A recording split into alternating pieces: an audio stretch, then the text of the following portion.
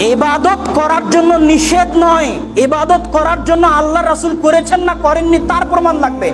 আল্লাহ রাসূল করেননি মানেই বেদাত। বেশি আমল দিয়ে জান্নাতে যাওয়া যায় না, আমল হতে হবে সৎ। আল্লাহ সুবহানাহু ওয়া তাআলা কোরআনে কোথাও বলেনি যে আমালান কাসীরা, অধিক আমল করো জান্নাতে চলে যাবা। আল্লাহ সুবহানাহু ওয়া তাআলা কোরআনে সব জায়গায় বলেছে আমালান সালেহ, সৎ আমল। একটা সিজদাও যদি সৎ হয় জান্নাতে চলে যাবেন।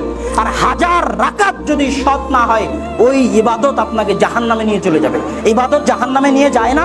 শহীদ যুদ্ধ করে শহীদ জাহান্নামে যাবে না, জিহাদ করে শহীদ হওয়ার জন্য জাহান্নামে যাবে। কেন?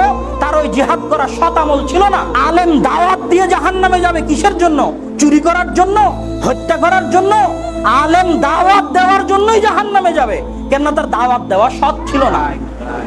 দানকারী দান করে জাহান্নামে যাবে কিসের জন্য? সুদ খাওয়ার জন্য, ঘুষ খাওয়ার জন্য না, দান করার জন্যই জাহান্নামে যাবে। দান করাটা সৎ ছিল না। সৎ কখন হবে? যখন ইখলাস থাকবে আর আল্লাহর রাসূলের সুন্নাত অনুযায়ী হবে। আল্লাহর রাসূলের সুন্নাতের বাইরে যত ইবাদত আছে সব ইবাদত জান্নাতে নিয়ে যাওয়া দূরের কথা, জাহান্নামে নিয়ে যাবে।